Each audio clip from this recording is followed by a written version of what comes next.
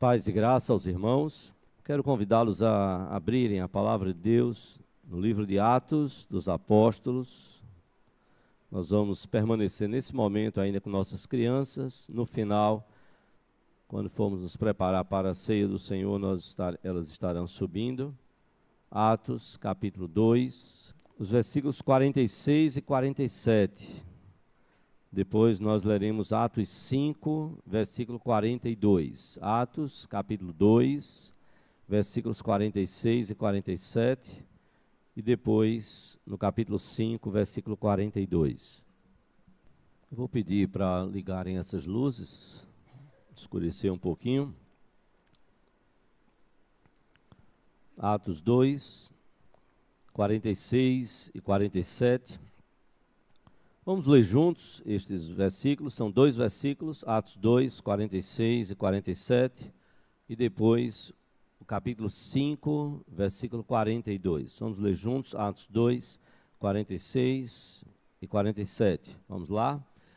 Diariamente perseveravam unânimes no templo, partiam pão de casa em casa e tomavam as suas refeições com alegria e singeleza de coração, louvando a Deus e contando com a simpatia de todo o povo. Enquanto isso, acrescentava-lhes o Senhor, dia a dia, os que iam sendo salvos. Vamos ler agora Atos 5, versículo 42, Atos 5. Vamos ler juntos também o versículo 42. Vamos ler? E todos os dias, no templo e de casa em casa, não cessavam de ensinar e de pregar Jesus, o Cristo. Vamos orar ao Senhor. Pai, nós te louvamos por tua palavra, te agradecemos pelo poder do Senhor em transformar as nossas vidas, pela providência do Senhor em prover para nós relacionamentos, grupos com os quais possamos nos reunir, orar, meditar na tua palavra, trocarmos experiências e crescermos no Senhor Jesus. Ensina-nos através da tua palavra e nos ajuda para que, a exemplo dos desafios enfrentados pela Igreja Apostólica, nós possamos fazer diferença também neste mundo. Nós te oramos, Pai, agradecidos por tudo, no nome de Jesus e para a glória dele. Amém, Senhor. Amém. Meus irmãos, a palavra de Deus, o texto de Atos, capítulo 2, dos versículos 42 a 47, ele é um resumo de como aqueles primeiros cristãos estavam vivendo. Eu gosto sempre de dizer que é o check-up que o crente deveria fazer sempre. Todos nós precisamos fazer, não é? Eu sei que nós somos brasileiros e como bons brasileiros a gente vai sempre adiando, deixando sempre para a última hora. E aí na hora do aperreio a gente corre lá para tentar então sanar alguma coisa que poderia talvez ter sido evitada antes. No campo espiritual também, parece que a gente vai apostando que dá para viver de qualquer jeito, ser cristão de qualquer jeito e o tempo vai passando. Eu lembrei de um homem de uma igreja que pastoreamos antes de vir aqui para a Encruzilhada. E ele disse assim: pastor, hoje eu passei uma vergonha enorme. Eu disse: você? Ele disse: foi. Ele disse: eu estava trabalhando, e eu trabalho numa loja de peças de construção, e então chegou um pastor amigo seu. E eu disse: quem foi? Ele disse: pastor Abner, que inclusive pregou aqui no final do ano passado. Pastor Abner, Rosália, que fundaram a Academia Cristã de Boa Viagem, a Igreja Presbiteriana de Boa Viagem, depois a Igreja Presbiteriana de Piedade. Eu disse: sim, qual foi a vergonha? A gente começou a conversar e aí ele disse: você é crente? Ele: sou. É de onde? Ele fez: da Igreja Presbiteriana tal. Aí disse o nome. Aí ele chegou e fez, aí o pastor Abner fez: eu sei quem é o pastor. O pastor Petrônio. Aí ele disse: é. Aí ele parou, o pastor Abner olhou para ele e fez: e você está lá há quanto tempo na igreja? Ele disse: eu estou há uns 15 anos. Ele fez, o pastor Abner olhou para ele e fez: você é líder do que na igreja? Aí ele fez: não, nada. O pastor Abner: nada? Você está há 15 anos na igreja, você não lidera nada? Você participa de que grupos da igreja? Ele olhou e fez: nenhum. eu vou no domingo para o culto. Aí o pastor Abner foi e deu um sermão nele. Aí eu parei, bem feito. Eu brincando com eles, bem feito. Você está há 15 anos, você escuta a palavra de Deus quer nos usar, chama a nossa atenção, e parece que a gente não dá ouvidos. Quantas oportunidades, quantas bênçãos Deus nos dá. Esse check-up nos faz, Atos 2, 42 a 47, nos faz pensar sobre vários valores, mas eu gostaria de focar, ontem nós tivemos há semanas atrás uma reunião com todos os líderes de pequenos grupos. O Ministério de Pequenos Grupos se reuniu para conversar um pouco com todos os líderes de pequenos grupos. Ontem nós tivemos o que foi chamado da festa de multiplicação dos pequenos grupos, então vários pequenos grupos se multiplicaram, dando oportunidade para que novas pessoas possam estar entrando e participando dos pequenos grupos. Você vê nitidamente, e vez por outra a gente volta a esses textos, nunca é demais para a gente lembrar a igreja. Como é que era essa igreja apostólica? Por exemplo, essa igreja apostólica, ela não tinha o que nós vamos ter agora de 10 horas. As classes de escola dominical. Eles não tinham classes. Eles tinham culto. Terminou o culto, vai cada um para casa. Mas veja como está a palavra dizendo, diariamente, versículo 46, perseveravam unânimes, todos eles, unânimes, no templo.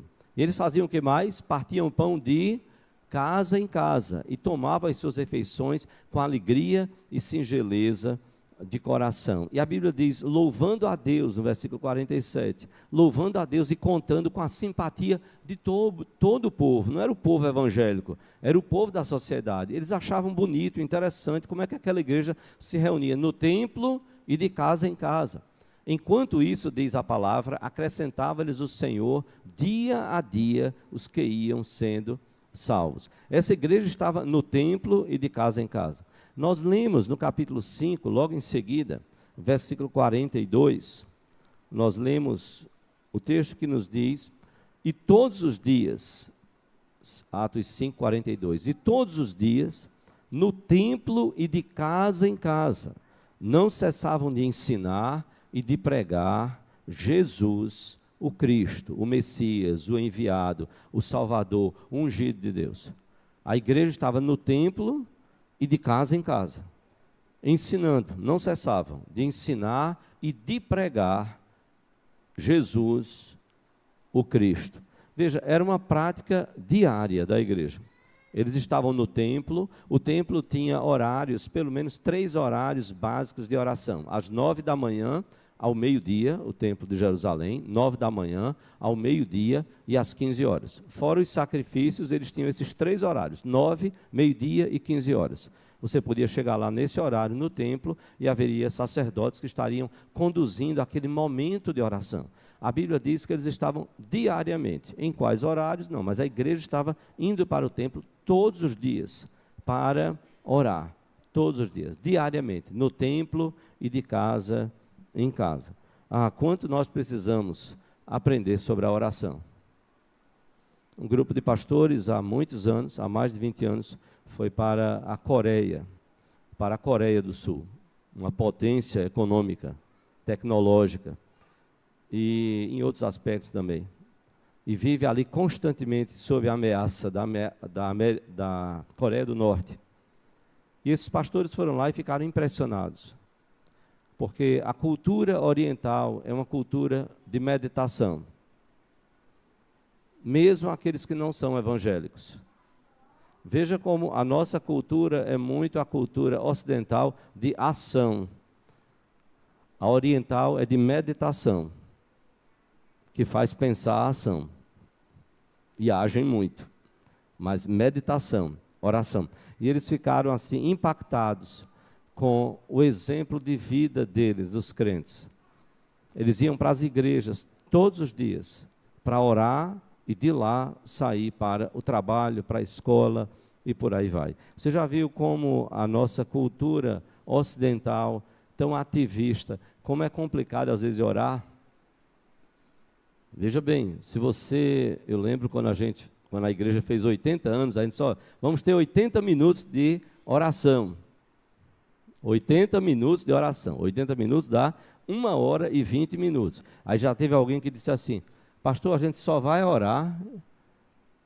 Eu digo, não, vai ter um louvor. Aí fez louvorzão. Eu digo, não, vai ter uns louvores, só para dar uma quebrinha, uma descansada. Eu sei que talvez você está dizendo, meu Deus, eu vou passar 1h20 orando direto. Vai ser de joelho, vai ser em pé, vai ser sentado, mas veja, parece que a oração não nos atrai. E como ela é básica na nossa vida. Porque nós estamos falando com Deus, nós estamos clamando a Deus. E como alguns médicos já falaram, lógico que a gente não vai nessa linha, mas alguns já falaram, observando o benefício dessa parada. Então, médicos diziam, olha, qualquer oração, qualquer reza, qualquer mantra vale a pena. Por quê? Porque os médicos detectaram, os especialistas, os estudiosos, detectaram que nesse momento que você para, você dá, já que você parou, você está dando uma parada nessa vida tão agonizante. A gente vive correndo tanto, então imagina você parar e dizer assim, eu vou dedicar 5 minutos de oração. Meu Deus, 5 minutos é uma eternidade. Fique sozinho com Deus 5 minutos e converse com Deus. Abra o seu coração. Essa igreja estava orando e ela estava pregando no templo e de casa em casa. E como foi providencial de casa em casa?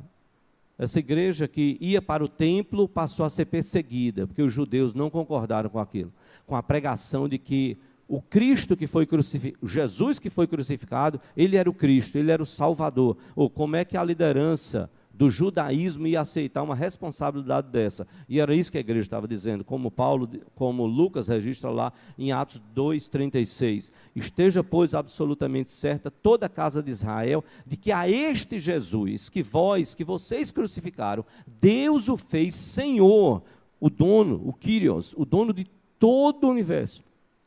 Deus o fez Senhor e Cristo. Foi Deus o Pai, que nós dizemos crer, Paulo falando para a igreja, para os judeus, a igreja que estava se formando ali no Novo Testamento. Vocês crucificaram o Salvador, o Cristo. Por isso, aquele temor da pergunta, a partir do versículo 17. E agora, irmãos, o que faremos? Como que diz, se nós matamos o Salvador, se nós crucificamos o Salvador, e nós cooperamos, e nós pedimos isso a Pilatos, crucifica-o. O que é que eu faço a esse homem? Crucifica-o. Caia o sangue dele sobre nós. Sim, sobre nós. E agora, o que faremos? Então, os judeus não aceitaram isso. Perseguiram os cristãos no templo e nas sinagogas. O Império Romano perseguia os cristãos. Prenderam os cristãos. Fizeram deles tochas humanas. A carnificina era terrível em Roma. Os historiadores falam sobre isso. Imagina, você está numa cidade que o cheiro dela é de carne humana queimando, porque os cristãos foram feitos, veja, não é a Bíblia que está dizendo, é a própria história da humanidade, dizendo que o império fez isso, perseguiu os cristãos e fez deles tochas vivas, tochas humanas ali. Mas a igreja continuava a proclamar Jesus como rei, como Senhor, e isso feriu o império. Porque como é que vai uma igreja proclamando que o rei não é o imperador, o rei é Jesus, ele é rei sobre todos, e aí é um reizinho. Esse imperador não é nada diante do rei dos reis, do Senhor dos senhores. Ele, Jesus, é Deus, ele é o Filho de Deus, ele é Deus. E mais, a igreja não se curvava diante da imagem do imperador. Dá para você ter uma ideia de como era difícil ser cristão naquela época? Então a igreja já não podia se reunir no templo, porque os judeus estavam de mãos dadas com o Império Romano.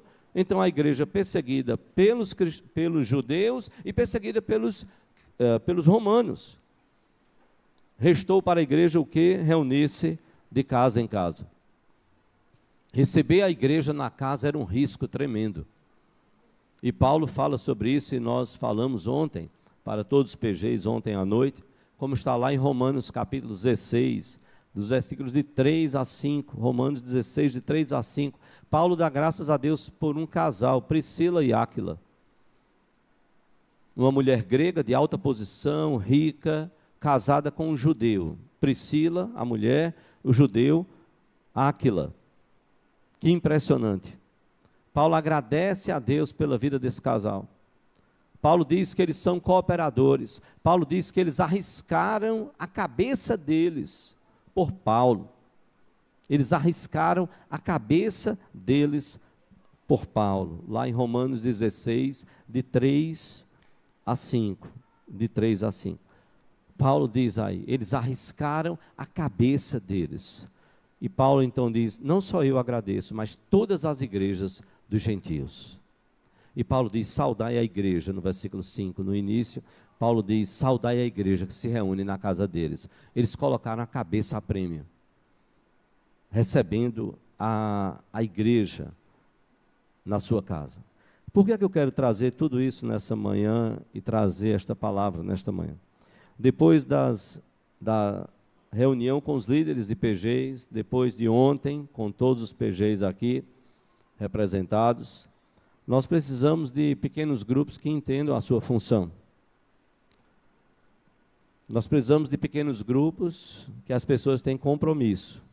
E é bom a gente fazer uma diferença, os dois grupos são bênção na vida da igreja. Nós temos os grupos de oração nos lares, qualquer pessoa pode ir, independentemente de fazer parte ou não do grupo, pode ser convidado, pode encher casa. Já fui para a reunião de chegar lá, ter 40 pessoas. Imagine 40 pessoas entulhadas dentro de um apartamento. Mas coisa gostosa, ver a igreja de casa em casa, está ali, na casa, adorando, convidando os vizinhos, tal, beleza. Então, os grupos de oração nos lares, você tem isso lá na última página do boletim. É esse tipo, mistura tudo. Vai criança, adolescente, jovem, adulto, idoso, gato, cachorro, papagaio, vai tudo, não tem problema. É um tipo de grupo, maravilha. Está todo mundo lá, todo mundo misturado. E os pequenos grupos, é outro tipo de grupo. São dois tipos que abençoam a vida da igreja. E os dois precisam desses valores. Os pequenos grupos são grupos específicos, de adolescentes, de jovens, de adultos, de solteiros, de casais. Então você tem grupos específicos. E se chama pequeno porque ele não vai ter 30, 40 pessoas. O normal é que ele vá até 15. O de casais, a gente tem uma situação especial, até 10 casais no máximo. E depois, porque tem outra perspectiva, o grupo não é para ficar eterno, não. Nós precisamos de líderes, nós precisamos de gente que se disponha a liderar. Se Deus tem lhe dado vida com ele, em primeiro lugar, se Deus tem lhe dado conhecimento na palavra, você não tem que ser um expert em teologia, mas você tem que ter amor pelo grupo para que ele possa desmembrar. Meu pai sempre disse que nós não temos curso. Se há um curso que ainda não temos, universitário, não sei se você conhece, depois se conhecer me diga, é o curso universitário para família. Até onde eu sei não existe. Curso universitário para, nem curso para tudo. Tudo, ou quase tudo. Mas não tem um curso universitário para família. E quem é que trata sobre família? Igreja. É que orienta, é que prega, é que estuda, faz curso, faz seminário, faz retiro, faz SC, enquanto casais com Cristo e por aí vai. Para ensinar sobre família, certo? Então, imagine o que é um PG. É lugar, sim, que a gente precisa ter compromisso.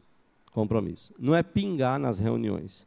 Não é ir quando der vontade e tal. Não, nós precisamos de compromisso. Se você não tiver compromisso, nem com o templo e nem com o de casa em casa, você não vai crescer. Vai passar 10 anos, você vai olhar para trás e vai dizer, meu Deus, eu cresci em quê nesses 10 anos? O que é que mudou na minha vida nesses 10 anos? Então, isso é tudo na vida, entenda, não é só a igreja. Se não tiver compromisso, não tem mudança na vida. Tem uma figurinha que diz, o que não nos desafia, não nos transforma. O que não nos desafia, não nos transforma. Então, nós precisamos de compromisso. Então, leve o PG a sério, tenha compromisso. Lembre-se da igreja apostólica. Ela estava sendo perseguida, presa e morta. E a igreja continuava se reunindo. Quando não pôde mais se reunir no templo, ela estava de casa em casa. Ela tinha compromisso. Nós precisamos nos PGs de comunhão. Comunhão. Orar, meditar.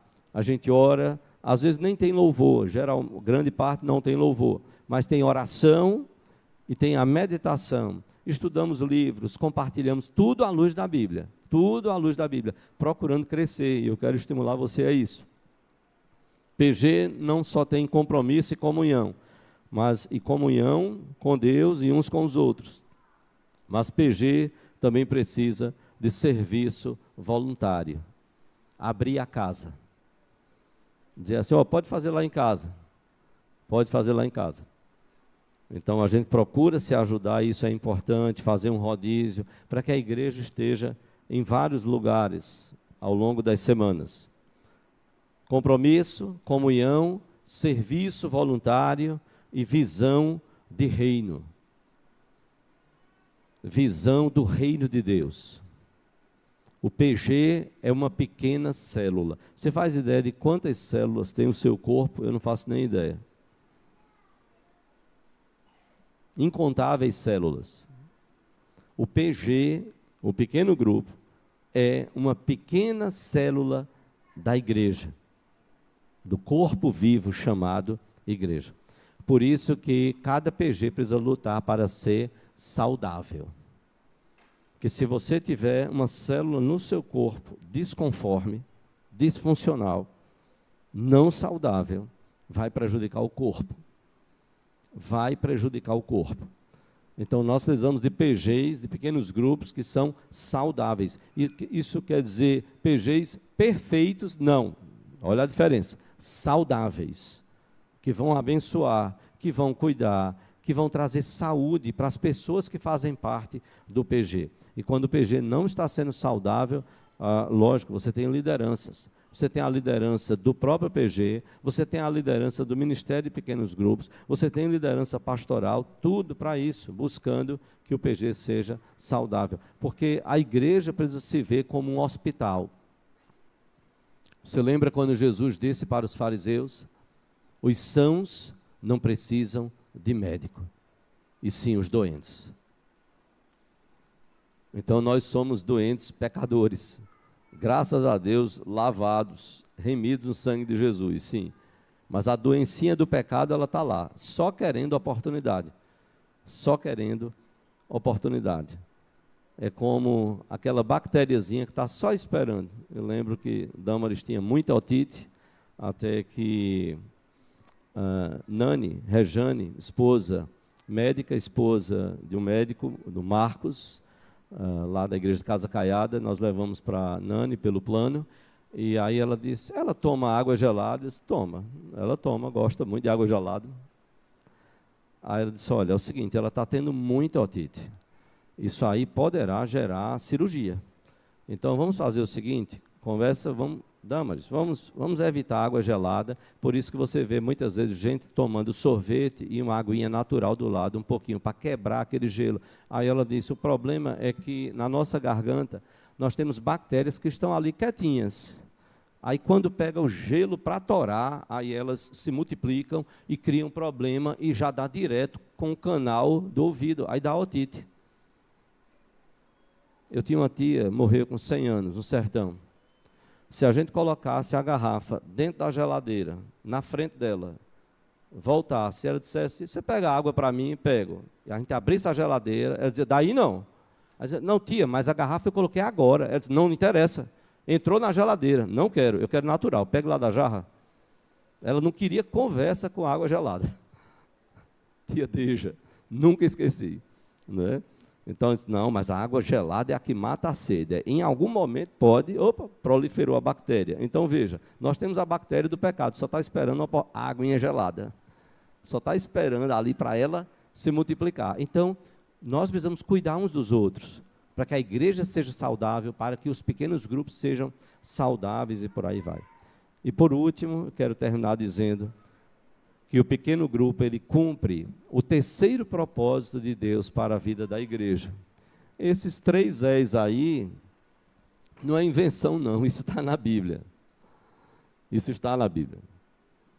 A igreja, o fazer discípulo, passa por exaltar a Deus, edificar uns aos outros e encorajar equipar para o serviço e evangelizar fazendo novos discípulos de Cristo. Não é invenção, são propósitos de Deus para a igreja. O terceiro propósito é encorajar uns aos outros. É no PG que a gente tem um encorajamento. Lógico que reunião de ministério encoraja. Culto, pregação, encoraja. E no PG você tem esse encorajamento mais próximo.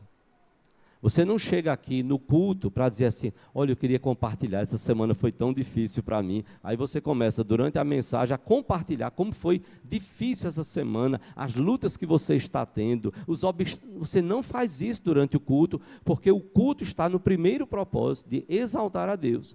Então, se a gente entende cada coisa no seu lugar, aí a gente entende, puxa, realmente, não é dizer assim, pastor, eu acho a coisa mais linda exaltar, então na minha vida eu só quero exaltar. Eu quero ir para o culto, eu vou adorar o Senhor, porque eu acho lindo o culto. Tá. Não, Deus nos chamou para os 5 propósitos, os 5. Exaltar a Deus, edificar e encorajar uns aos outros, equipar para o serviço, fazer novos discípulos de Cristo. Para quê? Para que esse novo discípulo entenda que ele foi chamado para exaltar, edificar e encorajar, equipar, e ele também agora fazer novos discípulos, e assim vai. É um ciclo interminável até a vinda de Cristo. Então entenda, viva o PG com intensidade, com compromisso, com dedicação, com comunhão, com serviço, com visão de reino.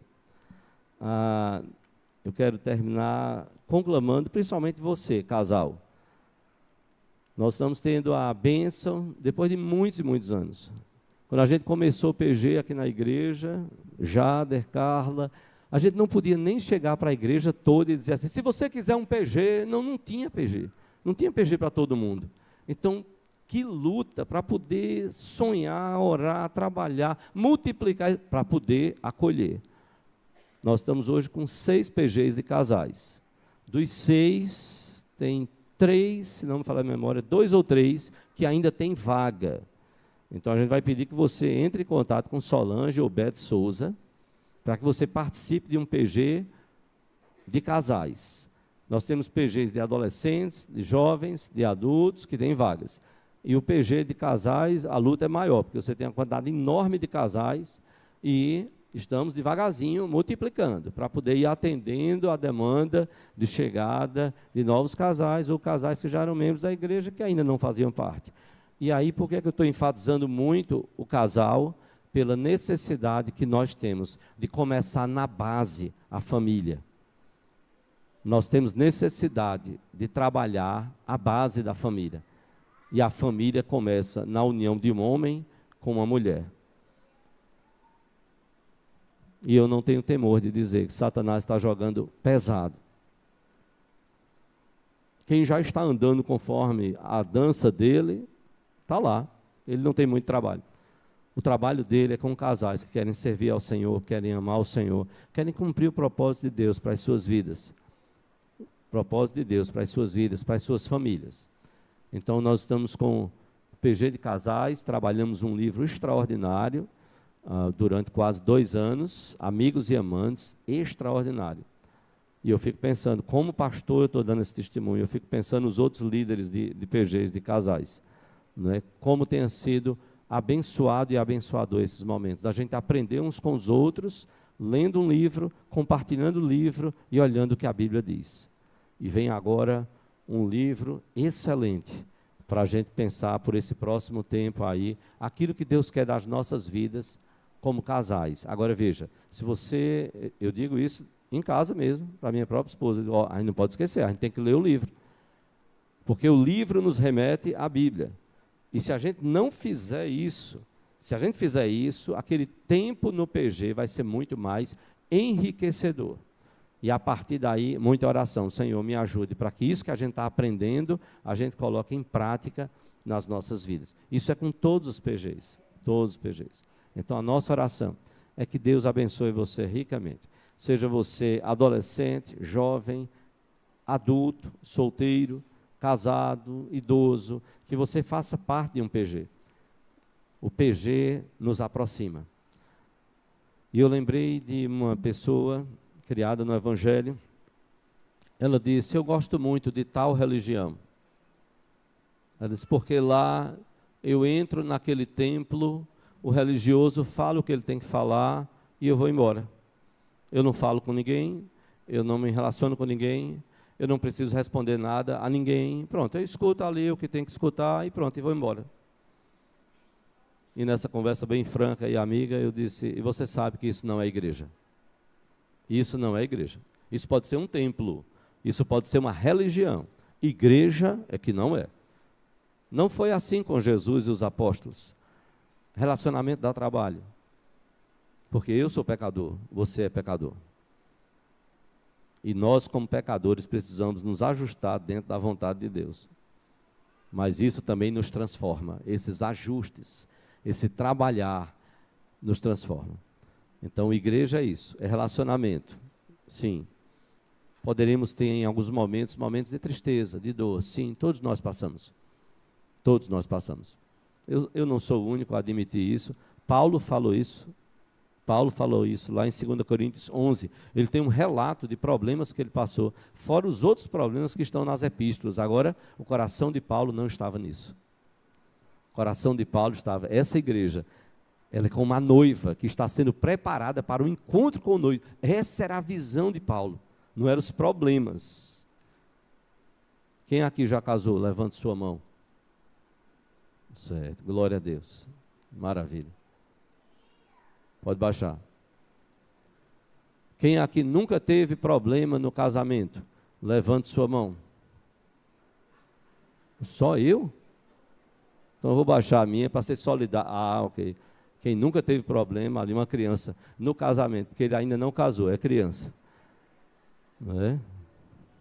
Quem não teve problema na cerimônia, no dia de cerimônia de casamento? Pode levantar a mão. No dia de cerimônia, você não teve nenhum problema. Glória a Deus. 1, 2, que maravilha, que bênção. 3, 4, Luísa está levantando a mão do pai. Não teve problema, dando força aí, filha, para isso, para dar força. Você não teve problema. Eu tive. Eu ia sair para a cerimônia, não tinha feito a barba. Meu pai viu, disse, corra, vai embora. Faltava 15 minutos, cheguei atrasado, foi o terror. Ele levou meu dinheiro, do presente que me deram. Ele disse, não, esse dinheiro todo, aquele bolo de dinheiro, imagina. Ele disse, não, você não vai para o hotel com isso aqui, não. O dinheiro é meu. Ele disse, não vai não. Está aqui esse tanto, fica aí, e o resto eu lhe dou quando você voltar. Não vou tomar seu dinheiro, não. Mas você não pode, você vai ficar no hotel com o dinheiro, você vai ser roubado, rapaz. E por aí vai. Então, veja, problema, Paulo sabia que a igreja tinha e tem. Agora, vai se render aos problemas? Ah, não. Tem que ter a visão. Paulo disse, a igreja é como uma noiva, que está sendo preparada para o encontro com o noivo. Isso é bênção. Isso é bênção. E é essa visão que nós temos que ter. Nós estamos sendo preparados, cada um de nós. E a gente precisa, como conjunto, como igreja, ser a noiva mais linda. A noiva mais linda. Que o Senhor Deus nos abençoe. Que Ele aplique a sua palavra aos nossos corações. Que a gente possa viver cada PG, de qualquer faixa etária, os grupos de oração nos lares, que a gente possa viver a igreja. Estamos começando o ano com muitos desafios. Que a gente possa viver a igreja com muito prazer, com muita alegria na presença do Senhor. Que o Senhor Deus nos abençoe.